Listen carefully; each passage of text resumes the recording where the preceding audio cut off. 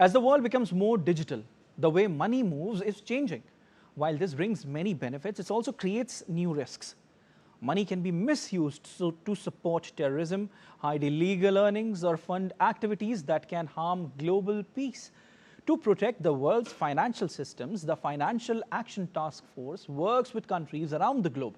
India has demonstrated a strong and proactive commitment to global security through its active participation in the Financial Action Task Force.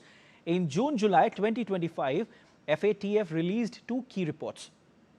First, complex proliferation, financing and sanctions evasion schemes, and second, comprehensive update on terrorist financing risks. These contain the contributions by India reiterating its commitment to global security. India has established comprehensive operational and policy coordination mechanism to detect and prevent proliferation, financing and sanctions evasion. It is recognized by FATF for its substantial effectiveness in this area.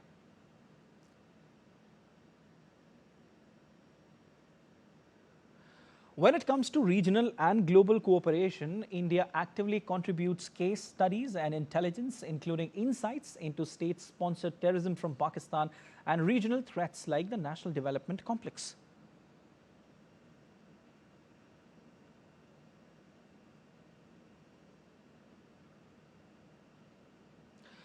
In the latest FATF reports, India provided a case study on Pakistan's proliferation-linked entities, insight into terrorist use of online platforms with examples of attacks funded through e-commerce and VPNs, analysis on how gaming and social media platforms are exploited for terrorism financing. Integrated national response. Through its National Risk Assessment 2022 and strengthened domestic regulations, India has prioritized closing gaps in its financial system, especially in newer domains like crypto assets, digital payments, and crowdfunding. Global standards advocacy. India actively supports FATF recommendations for tightening controls on social media, gaming platforms, and virtual assets, helping align global standards with emerging threats.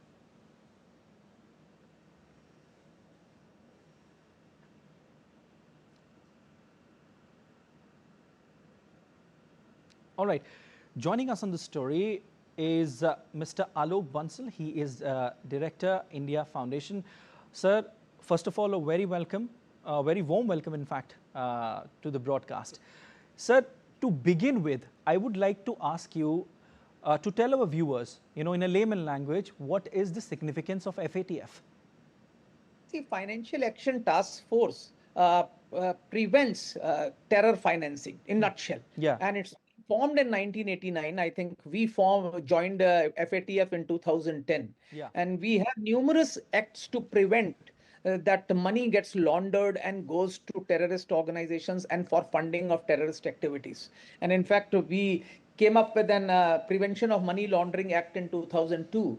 And in addition, we already have an Unlawful Activities Prevention Act, correct, which it's 1967.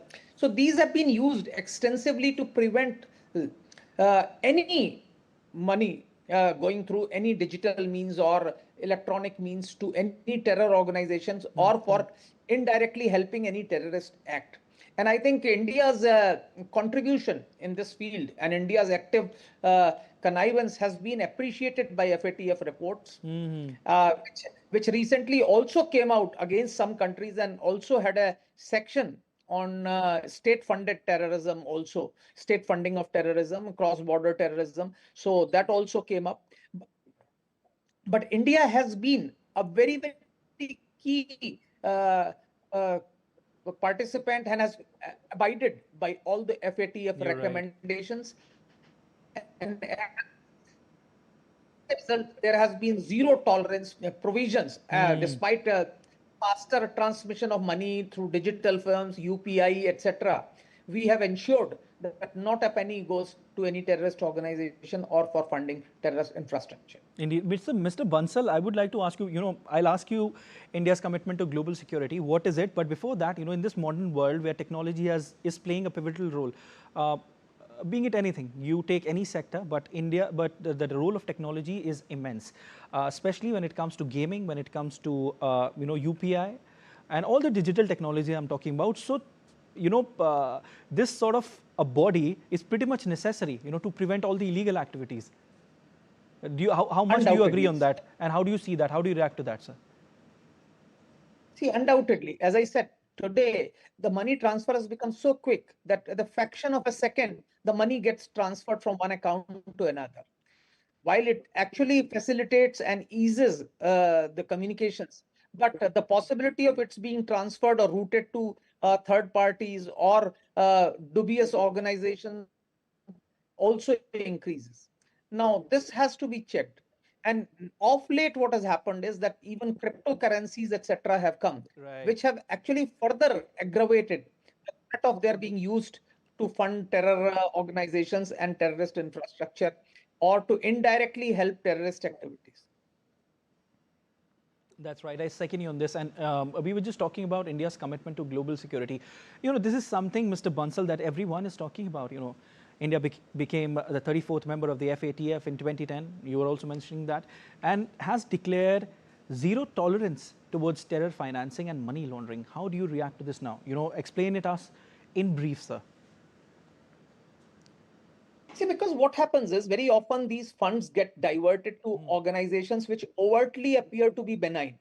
Some charitable organization, some philanthropic organizations. And from these organizations, money often get diverted to organizations which are working for another purpose. And from those organizations, sometimes you find that money getting routed to another organization. So this is multiple transactions which eventually land up with terrorists, which we have to prevent. And you can realize that there were certain countries in our vicinity which were in the FATF grey list for a very, very long time. I'll come on to that. Yeah.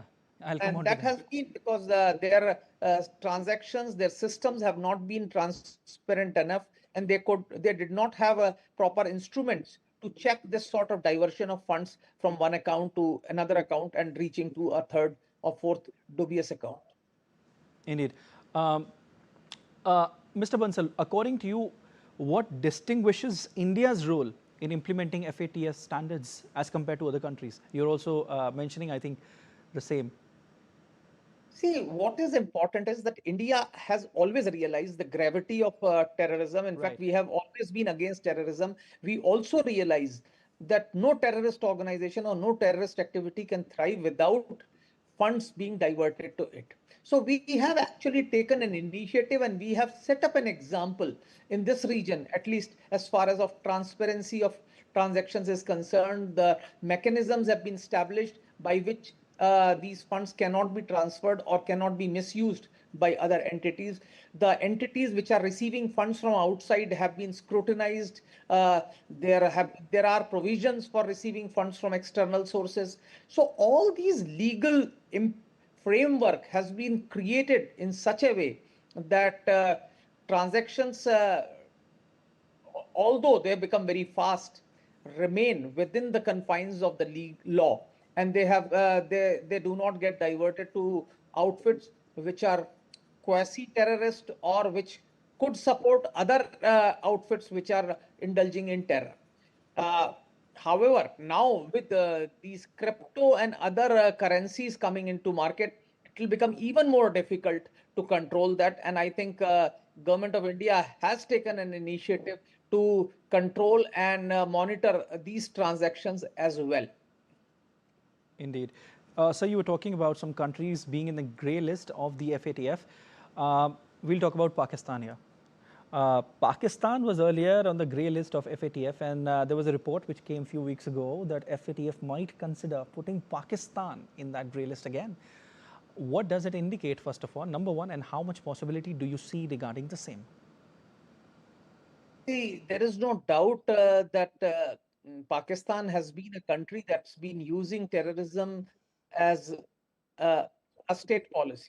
They have been using terrorism to enhance their perceived foreign policy goals. Yeah. Whether they eventually help them or not is a debatable point. And sir, but they have for a number of years. Sir, I would like to add here that not just FATF, many other agencies have also recognized this now. So this fact has been recognized numerous times, and that's why Yeah. Pakistan was for a very, very long time in the grey list, because they realized that in this country it was very simple to give funds to Jamaat Dawa, which was registered as a charitable organization, which could divert funds to Lashkar-e-Toiba, which was its offshoot. So all these sorts of things we saw in Pakistan, outfits being banned and re-emerging the next day under a new name, and accounts being transferred from one previous outfit to the new outfit without the state doing anything. So these were the factors which were clearly visible to the FATF as well as other international agencies, which realized that Pakistan's mechanisms for controlling or checking this sort of transactions was very limited, or even worse, the state was complicit in ensuring that these transactions took place. And as a result, one of the recent FATF report had a full chapter on this state sponsoring of terrorism, or state-sponsored terrorism, non-state actors, cross-border terrorism, etc. So all these things have now come to the light, and the global community is viewing it with real concern. But Pakistan, as you know, has consistently dealt with various organizations which have indulged in terrorist activities, not only in India but across the globe. And they have always considered such non-state actors as veritable arms of their foreign policy. All right, sir. Thank you so much for joining in on the broadcast.